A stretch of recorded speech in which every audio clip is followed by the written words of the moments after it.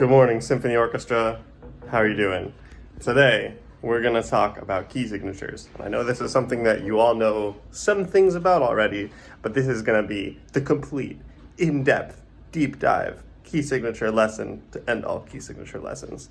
I'll give you a couple helpful tips that are here in the packet. And really, by the end of this, you should be able to see any major key under the sun and know everything you need to know about the key signature, what sharps and flats are there, what order they're in, how to write them, how to recognize them, and all that. So here we go.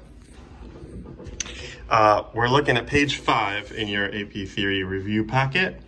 Page 5 is just a little bit of review information, and then page 6 is the part that you're going to complete and submit for today's assignment. On page 5 here, we've got a quick review of the flat keys and the sharp keys.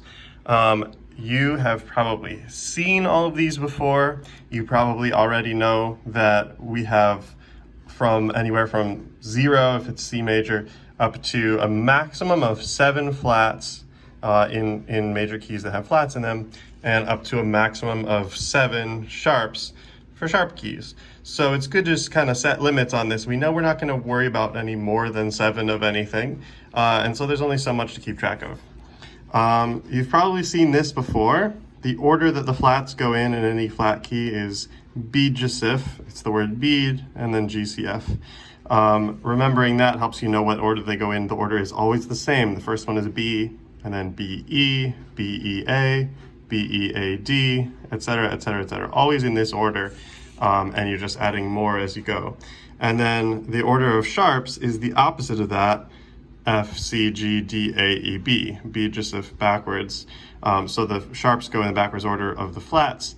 And often we use some kind of mnemonic device for this, like fat cats go down alleys eating beans is one, or eating bacon.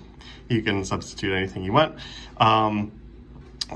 That just makes it easy to remember for the order of the sharps. So as you're writing key signatures, if you have fat cats go down alleys eating bacon or bead-jacif in your head, you know what order they go in, and that will always be the same.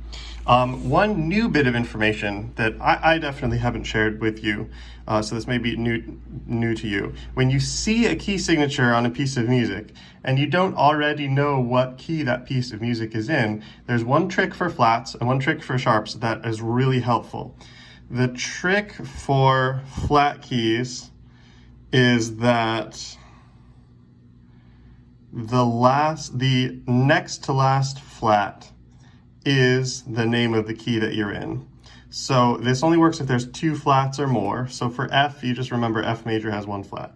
For B flat major, here's how we do this. There's 2 flats, so that not the last one, but the one before it. That's B flat, okay? So this is B flat major, and you could tell even if it didn't say that up here, because the second to last one is the name of the key. Let's go to like this one. There's 5 flats here. The last one here is G flat. We go to the second to last one is D flat. That's D flat major. That's it. So for flat keys, it's really easy. As long as there's 2 or more flats, the second to last one is the name of the key. For sharp keys, there's a similar trick. You go to the very last sharp, and you can go up a half step from it, and that note will be the name of the key. So let's take an example over here. The last sharp here, we have F, C, G, D, A, E. The last one is E sharp. If we go up a half step from the note E sharp, that would be an F sharp, and so that's F sharp major. So those tricks are really helpful when you see a key signature on a piece of music and don't already know what key it's in. Second to last flat, last sharp, go up a half step. Those are the tricks. There's one last thing I want to point out on this page that we're going to use to do the worksheet, which is the next page after this. When you're writing these key signatures, they're always going to go in the same order in terms of like the shape of whether you go up or down to get to the next sharp or the next flat. In sharp keys, if we have all of them, they go down and to the right in a row of 2, a row of 3, and a row of 2 again. See that? So F and C are diagonal. then G, D, A are diagonal, and then E and B. If you just think 2, 3, 2, you'll know where to place them all, and they're kind of diagonals going to the right. For the flat keys, you go upwards in rows, and they're all in 2s. So if we've got 7 flats, we go sort of like 1, 2, 3, 4, 5, 6, 7. Makes sense? So just 2s, 2s, 2s, 2s for the flat keys. It's the same if you're in treble clef or bass clef, and it's also the same in alto clef if you're using that too. And for the sharps, it's 2, 3, 2 in rows going down and to the right. Next page. Here's what you're going to do today. Some of these lines of music are in bass clef, some are in treble clef. You're going to go through the page and write the key signature in for every key. Now, one way to do this is to copy them over from the previous page. The first one, for example, is A major. That's a sharp key. We've got 3 sharps. Just remind yourself of what they are using F, C, G, D, A, E, B. Fat cats go down L, E, G, means. It's the first 3, F, C, G. And then if you remember that 2, 3, 2 pattern, sort of for the rows, we know the first 2 are going to go diagonally down, and then the next one's going to start a new row. So I'm going to find F sharp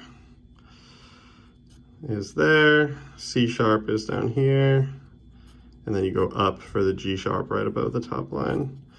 Really, you can do this whole page by copying them off the previous page. It's just to get you as familiar as possible with key signatures for all of these keys and how to write them in treble clef and how to write them in bass clef.